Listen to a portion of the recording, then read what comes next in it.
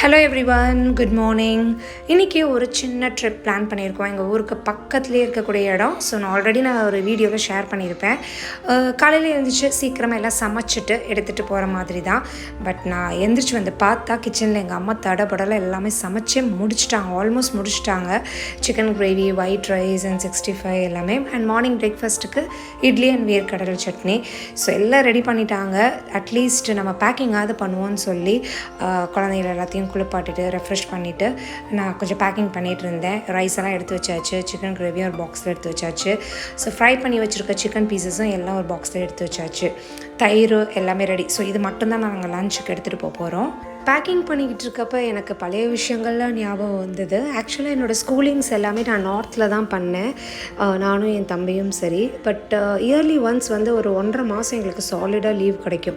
So இப்படி தான் ஊருக்கு வந்து இருப்போம். ஒரு 4-5 ஃபேமிலி, எங்கள் ரிலேஷன்ஸ் எல்லாம் சேர்ந்து வண்டி பிடிச்சி இந்த மாதிரி வீட்லேயே எல்லாருக்குமே சமைச்சு எடுத்துகிட்டு போய் அங்கேயே குளிச்சுட்டு சாப்பிட்டுட்டு வருவோம். சில சமயம் கும்பக்கரை வாட்டர் ஃபால்ஸ்க்கெலாம் நாங்கள் எல்லா வீட்டில் இருக்க ஐட்டம்ஸ்லாம் எடுத்துகிட்டு போய் சமைச்சு சாப்பிட்ருக்கோம். ஸோ அந்த மெமரிஸ் எல்லாமே வந்து போச்சு. ரியலி நான் ரொம்ப மிஸ் பண்ணுறேன். முக்கியமாக என் குட்டீஸ் எல்லாருமே இந்த மாதிரி ஒரு கெட் டுகெதர் எல்லாமே மிஸ் பண்ணுறாங்க. இப்போ எல்லாருமே ஒவ்வொரு ஊரில் எல்லோரும் செட்டில் ஆகிட்டாங்க. ஸோ எல்லோரும் ஒன்றா சேர்ந்து போகிற சான்சஸ் ரொம்பவே கம்மியாகிடுச்சு. ஸோ நாங்கள் மட்டும் இன்றைக்கி அந்த மாதிரி பிளான் பண்ணி கிளம்பணும். இந்த மாதிரி நாங்கள் ஒரு 4-5 இயர்ஸாகவே குட்டீஸ்லாம் கொஞ்சம் பெருசானதுக்கப்புறம் இந்த மாதிரி இயர்லி ஒன்ஸ் எப்படியாவது ஒரு ட்ரிப் போயிடுவோம். ஸோ இன்றைக்கி பக்கத்துலேயே கிளம்பிட்டோம். ஸோ பிரேக்ஃபாஸ்ட் வேலை எல்லாமே முடிச்சாச்சு, பேக்கிங் எல்லாம் முடிச்சாச்சு. இப்போ எங்கே போய்கிட்டு இருக்கோன்னா வத்தலக்குண்டு, எங்கள் அண்ணி வீட்டுக்கு போய்கிட்டு இருக்கோம். ஸோ போகிற வழி எல்லாமே இப்படி தான் இருக்கும், ரொம்பவே அழகாக இருக்கும். ஸோ அண்ணி வீட்டுக்கும் வந்தாச்சு. அண்ணி வந்து ஒர்க் பண்ணிக்கிட்டு இருக்காங்க. ஸோ இன்றைக்கி அவங்களுக்கு லீவ் கிடையாது, வேலைக்கு போயிட்டாங்க. ஸோ சின்ன பொண்ணை மட்டும், ஸ்ரீயை மட்டும் சரி கூட்டிகிட்டு போகலாம். பெரிய பொண்ணு சென்னையில் படிச்சுட்ருக்கா. ஸோ ஸ்ரீயை மட்டும் கூட்டிகிட்டு போகலான்ட்டு வந்துட்டோம். சரி கொஞ்ச நேரம் கழித்து போகலாம். ஏன்னா கிளைமேட் வந்து நாங்கள் எதிர்பார்த்த மாதிரி இல்லை. குளிக்க போகிறோம், பட் பார்த்தா இன்றைக்கி கிளைமேட் ரொம்பவே மோசமாக இருந்தது காலையில். சரி ரொம்ப டிசப்பாயிண்ட் ஆகிடுச்சு, என்னடா இப்படி இருக்குது, மழை வர மாதிரி இருக்குன்னு. சரி கொஞ்சம் வெயிட் பண்ணிவிட்டு அப்புறம் கிளம்பலான்ட்டு இருந்தோம். அதுக்குள்ளேயும் பசங்க எல்லாமே கார்ட்ஸ் எடுத்து விளையாட ஆரம்பிச்சிட்டாங்க. ஆக்சுவலாக இங்கே இருக்க 4 பேருக்குமே கார்ட்ஸ் ப்ளே பண்ண தெரியாது. பட் அது வீட்டில் இருக்கிறனால சும்மா அதை வச்சு ஏதாவது ஒரு கவுண்டிங்ஸ் மாதிரி பண்ணி விளாண்டுட்டு இருந்தாங்க. அந்த கேப்பில் வீட்டில் இருக்கிற பொருளை வச்சு நான் சில ஸ்நாக்ஸ் பண்ணி கொடுத்தேன். ஒரு சிம்பிள் பிரெட் டோஸ்ட் தான், கார்ன் இருந்துச்சு, சீஸ் இருந்துச்சு. சரி ஓகே, இதை வச்சு ஏதாவது பசங்களுக்கு சாப்பிட கொடுப்போன்னு பண்ணி கொடுத்துட்டேன். அவங்களும் சாப்பிட்டுட்டாங்க. அப்புறம் பார்த்தா கொஞ்சம் நேரத்தில் கிளைமேட் கொஞ்சம் நல்லாவே ஆகிடுச்சு, வெயிலாம் வந்துருச்சு. சரி இப்போ கிளம்பிடலாம் அப்படின்னு சொல்லிட்டு எல்லாருமே கிளம்பிட்டோம். ஆல்ரெடி நான் ஒரு 2 வ்ளாக்கு முன்னாடி சொல்லியிருந்தேன், நாங்கள் வந்து இங்கே ஊருக்கு வரவுமே ஃபஸ்ட்டு டேவே நாங்கள் இந்த சோத்துப்பாறை பக்கம் போனோம்னு சொல்லி. ஸோ அங்கே தான் இன்றைக்கி கிளம்புறோம். சோத்துப்பாறைக்கு மேலே வந்து ஒரு கண்ணக்கரைன்னு சொல்லி ஒரு ப்ரைவேட் வாட்டர் ஃபால்ஸ் இருக்குது. ஃபஸ்ட்டு ஒரு 10 இயர்ஸ் பேக் வந்து எல்லாருமே அலவுட் அந்த கண்ணக்கரைக்கு வந்து. சோத்துப்பாறை வந்து எல்லோரும் பார்ப்பாங்க, பார்த்துட்டு அதுக்கு மேலே வந்து ஒரு ஹீல்ஸ் ஸ்டார்ட் ஆகும். ஸோ அங்கே போனோம்னா நம்ம கண்ணக்கரை பார்க்கலாம். பட் இப்போ ரீசெண்ட் டைம்ஸில் அது எல்லாமே ஸ்டாப் பண்ணிட்டாங்க. அங்கே ஒரு செக் போஸ்ட்டே வச்சுட்டாங்க, யாருமே அலௌட் கிடையாது. அதுக்கு மேலே வந்து மலைத்தோட்டம் வச்சுருக்கவங்க, கொஞ்சம் எல்லாம் தெரிஞ்சவங்க மட்டும்தான் உள்ளே அலோவ் பண்ணுவாங்க. ஸோ போகிற வழியில் இந்த மாதிரி நாங்கள் பீகாக்ஸ் நிறைய பார்த்தோம். ஒரு இடத்துல வந்து நிறைய பீகாக்ஸ் இருந்தது. ஸோ அதை பார்த்துட்டு ஒரு சின்ன டீ குடிச்சிக்கலான்னு சொல்லி ஒரு இடத்துல இறங்கிட்டோம். ஸோ என் ஹஸ்பண்டுக்கும் நானும் ஒரு டீ, 2 பேரும் ஆளுக்கு ஒரு டீ வாங்கிட்டோம். டீயும் சாப்பிட்டுட்டு கிளம்பிட்டோம். ஸோ சோத்துப்பாறை டேமில் நாங்கள் நிற்கலை, அதுக்கு மேலே தான் இந்த ரூட்டு. ஸோ அதுக்கு மேலே ஏறிட்டோம். அந்த ஒரு சின்ன மலை தான், அதில் ஏறிட்டோம். அவ்வளோதான். இதுக்கப்புறம் ஃபுல்லாக ஃபாரஸ்ட் ஏரியா மாதிரி வரும். ஸோ இங்கே ஒரு செக் போஸ்ட் வரும், கரெக்டாக அந்த டேமுக்கு ஆப்போசிட்டில் ஒரு செக் போஸ்ட் வரும். ஸோ அந்த ரைட் சைட் பார்த்தோம்னா நம்மளோட சோத்துப்பாறை டேம் தெரியும். பட் நாங்கள் இங்கே இறங்கலை. சரி இப்போயே லேட் ஆகிடுச்சு. ஸோ அதனால் நாங்கள் டைரெக்டாக இங்கே பெர்மிஷன் கேட்டுட்டு நாங்கள் உள்ளே கிளம்பிட்டோம்.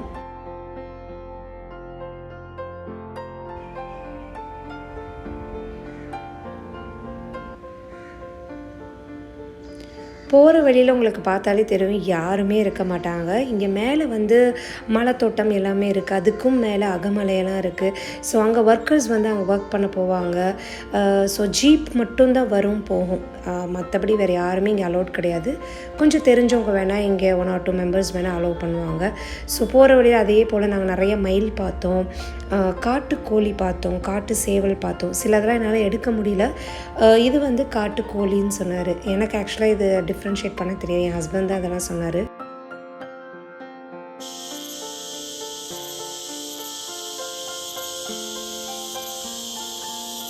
கொஞ்சம் தூரம் மேலே ஏறினதுக்கப்புறம் நம்ம கரெக்டாக அந்த சோத்துப்பாறை டேமோட வியூ இந்த இடத்துலேருந்து நல்லாவே தெரிஞ்சது. ஸோ அங்கே இறங்கிட்டோம். இங்கே பார்த்தா ஒரே பூச்சி சவுண்டு, அந்த சவுண்ட் நல்லா நீங்கள் கேட்டிருப்பீங்க, பயங்கரமாக இருந்தது. பட் நல்லா இருந்தது கேட்க.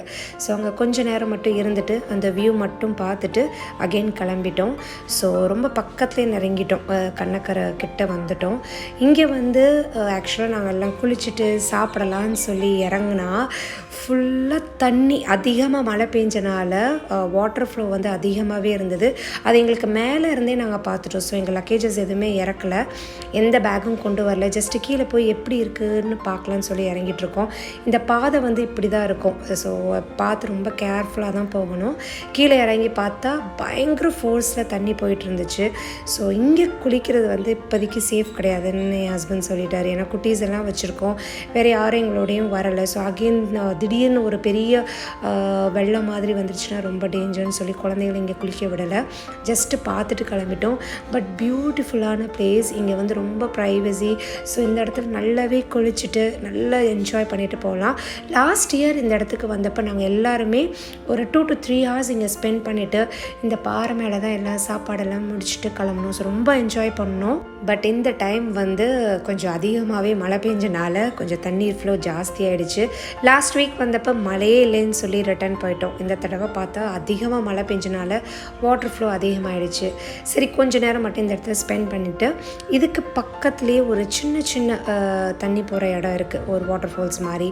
ஸோ அந்த மாதிரி ஒரு இடத்த கண்டுபிடிச்சிட்டு போனோம். இது அந்த ஸ்பாட்டுக்கு பக்கத்துலேயே இருக்கக்கூடிய இடம் தான். அது ஆன் த வே தான். ஃபஸ்ட்டு அந்த கணக்கரை போனோம் இல்லையா, அந்த போகிற வழியிலே நாங்கள் இதை பார்த்துட்டு தான் போனோம். இது ஒரு சின்ன இடம் மட்டும்தான், ரொம்ப கன்ஜஸ்டடாக இருந்தது. இங்கே உட்காந்து நல்லா குளிக்கிற மாதிரி இல்லை, ஜஸ்ட்டு சும்மா உட்காந்துட்டு பசங்களை சும்மா விளையாட விட்டுட்டு அகெயின் திரும்பி இதுக்கு பக்கத்தில், இதுக்கு பேக் சைடில் ஒரு இடத்த பார்த்தோம். ஸோ அங்கே உட்காந்து பசங்களெல்லாம் குளிக்க வைக்கலாம். ஸோ இந்த இடம் எங்களுக்கு கொஞ்சம் கம்ஃபர்ட்டாக இருந்தது. ஸோ இந்த இடத்துல கொஞ்சம் நேரம் ஸ்பெண்ட் பண்ணோம், ஒரு 1 or 2 hours இங்கே ஸ்பெண்ட் பண்ணோம். என் குட்டி வந்து கொஞ்ச நேரம் நல்லா ஜாலியாக தண்ணியில் குளித்தான். அதுக்கப்புறம் அவனுக்கு ரொம்ப குளிர ஆரம்பிச்சிருச்சு, தண்ணியிலே இறங்கவே மாட்டேன்ட்டான். அவனை அப்புறம் தூக்கி என் மடியில் தான் உட்கார வச்சுட்டேன். ஆக்சுவலி சின்ன வயசில் பார்த்தா நம்ம ஜாலியாக என்ஜாய் பண்ணுவோம், இந்த மாதிரி தண்ணியெல்லாம் பார்த்தா தண்ணிக்குள்ளேயே கிடப்போம். பட் இப்போ குழந்தைங்களே இருக்கிறனால அந்தளவுக்கு நம்மளால் என்ஜாய் பண்ண முடியல. பசங்களை மட்டும் ரொம்ப கேர்ஃபுல்லாக பார்க்கணும், அந்த மைண்ட் செட் மட்டும்தான் இருந்தது. தம்பியை பார்த்தீங்களா, ஒரு ஸ்டோன் மேலே ஏறி உட்காந்துட்டான். ஸோ அவன் வரவே இல்லை, அதுக்கப்புறம் அவன் இறங்கவே இல்லை. சரி இந்த இடத்துல கொஞ்சம் நேரம் குளிச்சுட்டு இதுக்கு அப்படியே கீழே, இந்த தண்ணி கீழே போகுது இல்லையா, ஒரு சின்ன வாட்டர் ஃபால்ஸ் மாதிரி வரும். ஸோ அந்த இடத்துக்கு போகலாம் அப்படின்னு சொல்லிட்டு அப்படியே கொஞ்சம் அந்த பக்கம் வந்துட்டோம். அந்த வாட்டர் ஃபால்ஸ் பார்த்திங்கன்னா ரொம்ப ஹெவியாக வந்தது அந்த தண்ணி. ஸோ அந்த இடத்துல எல்லாத்தையுமே ஹஸ்பண்ட் அந்த இடத்துல நிற்க வச்சு ஒவ்வொரு ஆளாக குளிக்க சொன்னார். பிகாஸ் எல்லோரும் சேர்ந்து அந்த இடத்துல குளிச்சோன்னா கீழே அடிச்சுட்டு போயிடுங்கிற ஒரு பயம் இருந்தது. இங்கே யாருமே வேறு கிடையாது. பார்த்திங்கன்னா உங்களுக்கு தெரியும் அந்த சைடில் எவ்வளோ ஃபோர்ஸாக தண்ணி வருதுன்னு, அந்த இடத்துல தலையை கூட வைக்க முடியல, அந்தளவுக்கு ஏதோ கல் தலையில் விழுகிற மாதிரி ஒரு ஃபீல் இருந்தது. ஸோ ஒவ்வொரு ஆளாக இந்த இடத்துல ஃபஸ்ட் டைம் பாப்பா குளித்தா, அதுக்கப்புறம் குட்டி பாப்பாவை குளிக்க வச்சார். நிரலியா வந்து ஜஸ்ட் கொஞ்சம் நேரம் மட்டும்தான் இதில் இருந்தா, ஏன்னா ஃபோர்ஸ் அதிகமாக இருந்தது. தண்ணியோட சில்னஸுமே ரொம்ப அதிகமாக இருந்தது. கிளைமேட் பார்த்திங்கன்னா மழை வர்ற மாதிரி இருந்தது. ஸோ வெயில் கிடையாது, ஸோ குளிர் ஜாஸ்தி இருந்தது. பட் நல்லா என்ஜாய் பண்ணாங்க. 2 பேரையும் குளித்ததுக்கப்புறம் அகெயின் ஸ்ரீ கொஞ்சம் நேரம் தண்ணியில் கொஞ்சம் நேரம் குளிச்சுட்டு இருந்தா. தம்பியை பாருங்கள், அப்படியே இங்கே வந்து அங்கே உட்காந்து எந்திரிச்சவன் தான் இங்கே வந்து அகெயின் அவனை டவுலை ஃபுல்லாக சுற்றி உட்கார வச்சாச்சு. இறங்கவே கிடையாது இங்கே வாட்டர் ஃபால்ஸில். என் ஹஸ்பண்ட் வந்து அந்த இடத்த விட்டு நகரவே இல்லை. பசங்களோட சேஃப்டிக்காக அந்த இடத்துலையே தான் நின்றுட்டே இருந்தார். ஒவ்வொருத்தரும் அடுத்தடுத்து குளிச்சுட்டே இருந்தோம்.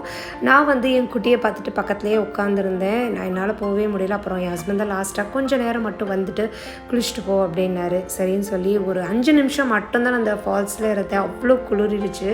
சரி அப்புறம் பார்த்தா என் ஹஸ்பண்ட் அதே மாதிரி தான் ஒரு 5 minutes மட்டும்தான் இருந்தார். அப்புறம் பார்த்தா திடீர்னு மழை வர ஆரம்பிச்சிருச்சு. ஸோ பிளானே எல்லாம் சொதப்பிருச்சாங்க, உட்காந்து எதுவும் சாப்பிட முடியல. டக்கு எல்லோரும் ட்ரெஸ் சேஞ்ச் பண்ணிவிட்டு நாங்கள் அப்படியே கிளம்பிட்டோம். ஸோ அந்த வேலை பார்த்தா ஃபுல் மழை. ஸோ மேலே மட்டும்தான் மழை நினச்சோம்.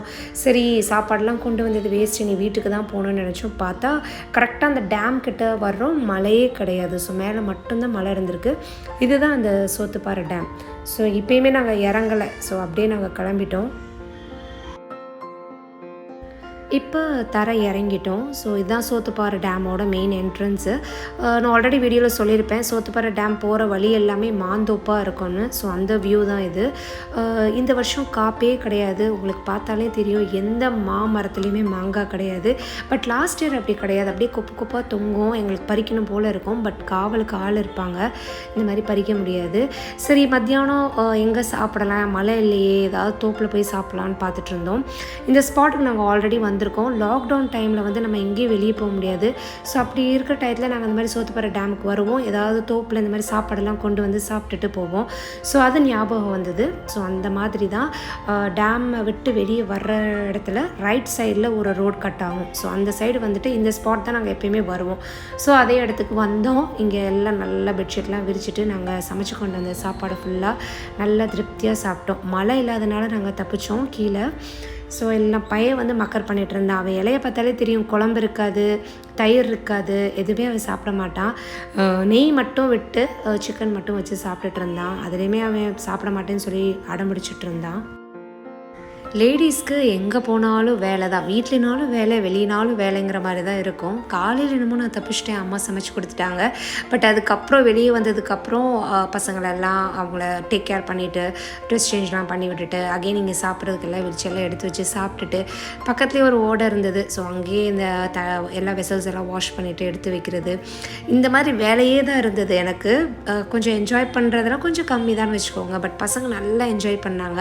சென்னையில் இருக்கப்போ மோஸ்ட்லி எங்கேயாவது போகணுன்னு சொன்னாலே நான் தேட்டர் தான் ப்ரிஃபர் பண்ணுவேன். பிகாஸ் அங்கே மட்டும்தான் நான் போய் உட்காந்துட்டு நல்ல ஏசி தேட்டரில் மூவி வாட்ச் பண்ணிவிட்டு ஏதாவது ஸ்நாக்ஸ் சாப்பிட்டுட்டு எந்த ஒரு வேலையும் இல்லாமல் வீட்டுக்கு வரலாம். ஸோ வேறு எந்த இடமும் நான் செலக்ட் பண்ண மாட்டேன். பிகாஸ் எங்கே போனாலும் பசங்களை பார்த்துக்கணும், ஏதாவது ஒரு வேலை இருக்கும். ஸோ தேட்டர் மட்டும்தான் ஒரு ஸ்பாட், நம்ம உட்காந்துட்டு இந்த வேலையில்லாமல் வரலாம். அவ்வளோதான், எல்லாம் பேக் பண்ணிவிட்டு கிளம்பிட்டோம். சோத்துப்பாறை டேம்லேருந்து எங்கள் வீட்டுக்கு ஒரு 10 நிமிஷம் தான் ஆகும். அந்த கேப்பில் கூட நிறைய ஒரு குட்டி தூக்கத்தை போட்டுட்டா. ஆக்சுவலாக அவள் மத்தியானம் எந்த இடத்துல இருக்காளோ, கொஞ்சம் ஃப்ரீயாக இருந்தாலும் எந்த ஸ்பாட்னாலும் ஒரு குட்டி தூக்கத்தை போட்டுருவா. ஸோ அதே போல் இன்றைக்கும் தூங்கிட்டா. போகிற வழியில் அகைன் நாங்கள் ஒரு 4-5 மைலெல்லாம் பார்த்தோம். ஸோ கொஞ்சம் தூரம் போய்கிட்டு இருக்கப்போ எங்கள் ஊரோட என்ட்ரன்ஸ்லேயே வந்து கம் ட்ரீன்னு சொல்லி ஒரு 4-5 மரம் இருக்கும். அந்த இடத்துல மட்டும்தான் இருக்கும். இவர் எப்போல்லாம் பசங்களை கூட்டிகிட்டு அந்த வேல போகிறாரோ அந்த பழத்தை பறிச்சுட்டு வருவார். ஸோ இன்றைக்கி தான் அந்த மரத்தை நான் பார்த்தேன். இதை காமிச்சா இந்த மாதிரி கொப்பு கொப்பாக இருக்கும். கம் ட்ரீ மீன்ஸ் இதில் வந்து கம் எடுக்கிற மரம் கிடையாது. அந்த பழம் வந்து அந்த மாதிரி இருக்கும். அந்த கம் பழம்னு சொல்லி சொன்னார். அவர் வந்து சின்ன வயசில் நிறைய அது சாப்பிட்ருக்காராம்.